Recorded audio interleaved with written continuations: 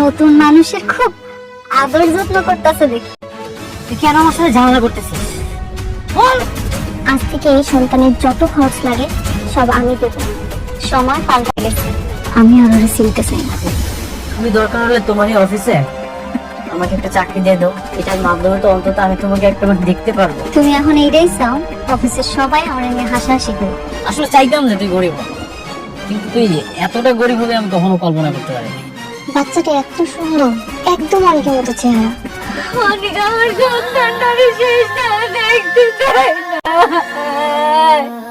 আমার লেভেলটা না তোমার মতো এরকম নিচু স্থানে না। শালিনা আমাকে তার পার্সোনাল অ্যাসিস্ট্যান্ট হিসেবে চাকরি কনফার্ম করে দিয়েছে।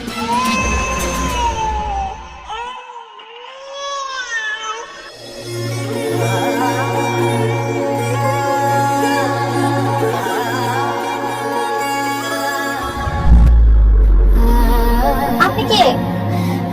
আমি অনেক এদিক দিয়ে যাচ্ছিলাম, বাচ্চার কান্নার শব্দটা শুনে এখানে আসলাম।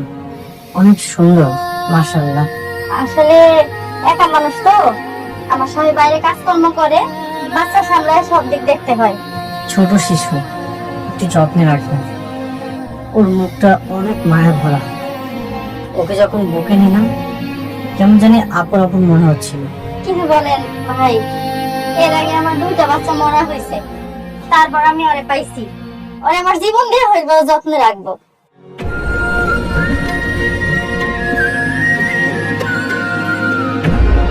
আমার কাছে তো তেমন টাকা নেই, আপনি টাকাগুলো রাখুন, যদি কিছু প্রয়োজন হয় কিনে দিবেন। না না থাক, টাকা লাগবো না, আপনি ওর জন্য দোয়া করেন, তাইলেই হইব।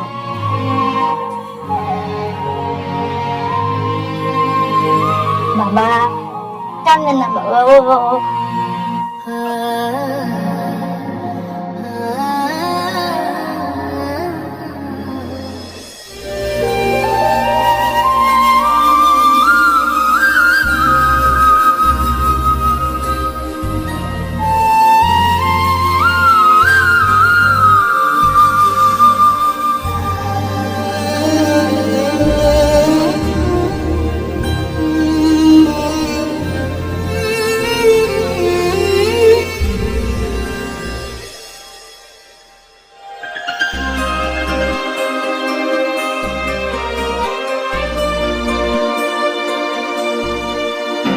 আঙ্কেল, আমি আর পাচ্ছি না, অনেককে সবকিছু বলে দেওয়া উচিত। হ্যাঁ? আরে কি বলো বোকা মেয়ে, মানে এটা বললে তো আমাদের সকলের জেল হয়ে যায়, বুঝতে পারছো? কিন্তু এভাবে আর কতদিন? বাচ্চাটা তার আসল মা বাবার কোলে উঠতে পারছে না, এই বাচ্চাটার জন্য অনেক আর মেয়েগুলো আলাদা হয়ে গেছে। এগুলো কি সহ্য করা যায়? কিন্তু ওদের পরিস্থিতি ঠিক হয়ে গেলে তখন তুমি ওদের হিসাবে শত্রু হয়ে যাবে। একদম একদম সত্যি কথা। হচ্ছে কি মা, আমি এক কথা বলি, মানে অনেক যদি জানতে পারে এগুলোর পেছনে আমরা সবাই আছি, তাহলে আমাদের কথা বাদ দাও, আমাদের কথা তুমি বাদই দাও। তোমাকে সে কোনোদিন ক্ষমা করতে পারবে? পারবে না কেন? পারবে না। কিন্তু বিশ্বাস করেন আঙ্কেল, এত বড় একটা সত্যি লুকিয়ে রাখতে আমার সত্যি খুব কষ্ট হচ্ছে। আমি জানি না কতদিন আর লুকিয়ে রাখতে পারবো এই সত্যিটা।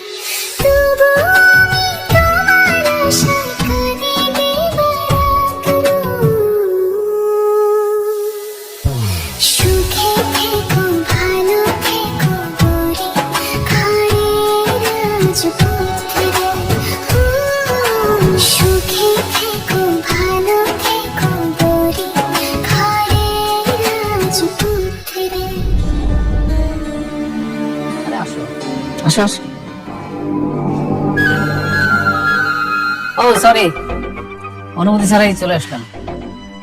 আমার অবশ্য অনুমতি নিতে কখনোই ভালো লাগেনি। I hate permission. বসলাম, হ্যাঁ, ইফ ইউ ডোন্ট মাইন্ড।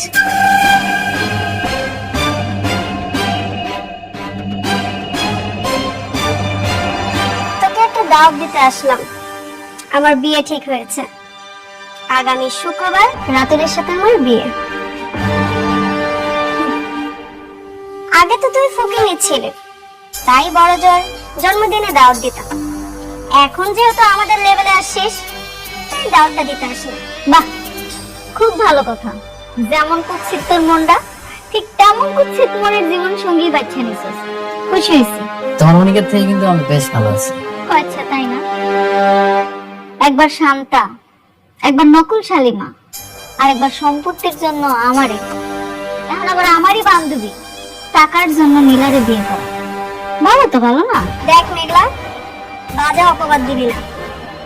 ওর টাকা পয়সা দেখে যদি মেয়েরা পছন্দ করে ওকে, তাতে ওর দোষ কি? না, দোষের কি আছে? আমি তো একবারও কইনি দোষের কিছু আছে। তোরা দুইজনে এখন বিয়ে করতেছস, আমারে কইছস, আমি তো অনেক খুশি হয়েছি। সত্যি আমি অনেক খুশি। এই নে বিয়ের কার্ড, সময় মতন চলে আসিস। না, তা তো অবশ্যই। তবু বিয়ে বলে কথা, আমারও তো আসতেই হবে। বাবু মিয়া,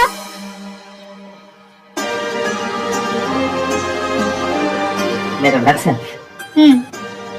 আগামী শুক্রবার আপনি ফ্রি আছেন না? জি ম্যাডাম, শুক্রবার তোমার ছুটি, আমি অবশ্যই সেদিন ফ্রি আছি। আপনার একটা বিয়ের দাওয়াত আছে, এই নেন কার্ড, চলে যান। সিকিউরিটি গার্ড যাবে না? আমরা কি সিকিউরিটি গার্ডকে দাওয়াত দিয়েছি? হ্যাঁ বাবা, সিকিউরিটি ছাড়া আর যাবে কি? তোমরা দুইজনের বিয়ে, আমার অফিসে কেউ যাওয়ার মতো তার ওরকম পরিবেশ নাই। আর তোমরা ওই যোগ্যতা রাখো না যে আমি তোমাদের বিয়েতে যাবো। দেখ মেঘলা, তুই কিন্তু আমাদের অপমান করতেছিস। অপমান? অপমান তো তারই করে যার মান সম্মান আছে। তোদের দুজনের মান সম্মান আছে? আমার তো মনে হয় নাই। যদি থাকতো তাহলে রাতুলরে এতবার করে নিষেধ করার পরও এরকম না বলে আমার অফিস আসতো। এত অহংকার কিন্তু ভালো না। একটা কথা জানেন তো, শেষ বলতে কিছু নেই, যেখানে শেষ সেখান থেকেই শুরু। তুমি রাতুল শুনে রাখো, তুমি যদি ভাইবা থাকো যে আমি সেই আগের মেঘলা আছি, তাহলে ভুল ভাবতেছি। আমি এখন নতুন রূপে শালিমা। এই শালিমার লগে তুমি চাইলেও কিছু করতে পারবে না। এই শালিমার লগে কথা কওয়ার জন্য বুঝা শৈল কথা কইতে হবে। সময় বলে দেবে কে কতটা ক্ষমতাবান। চলো।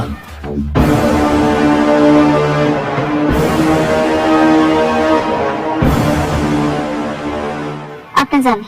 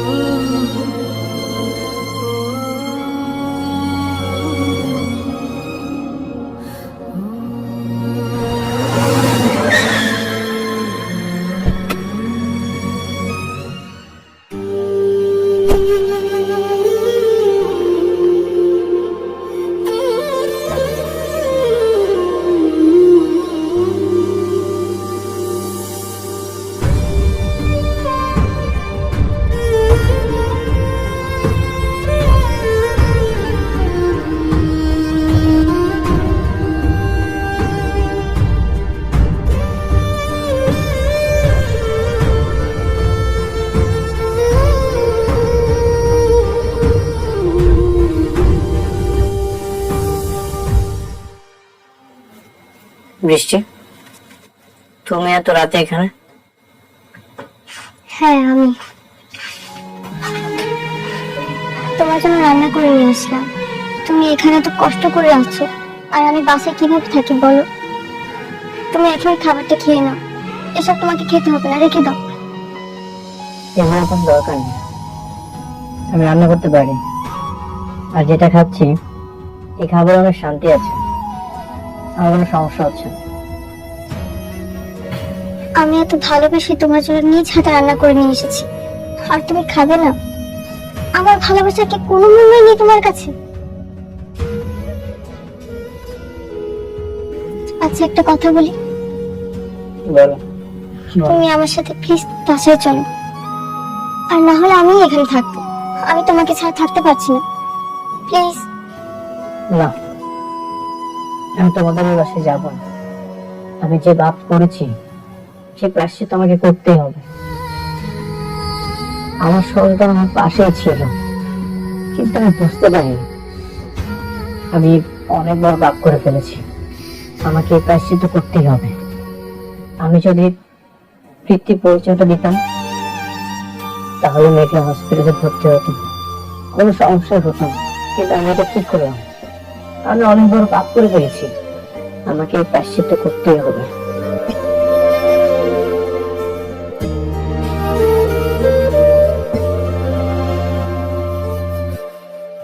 অনেক একটা কথা জিজ্ঞেস করি, মনে করো তোমার আর মেঘের যে সন্তান মারা গেছে, সে যদি সত্যি সত্যি মারা না যায়, তখন কি করবে? যেটা হবে না সেটা বলে তো কোনো লাভ নেই। না, এরকম তো অনেক সময় হয়, তাই না? এই যে আমরা সিনেমায় দেখি, অনেক সময় বাচ্চা চুরি করে ফেলে হাসপাতাল থেকে, একজনের বাচ্চা আরেকজনের কাছে দেয়। তেমন যদি তোমার বাচ্চা অন্যজনের কাছে দিয়ে দেয় আর তাদের মৃত সন্তান তোমার কাছে দেয়, তখন? সন্তানের জন্য আমি দিনের পর দিন পাগল হয়ে যাচ্ছি। আর মেঘলা এই সন্তানের কথা ভাবতে ভাবতে ধ্বংস হয়ে যাচ্ছে।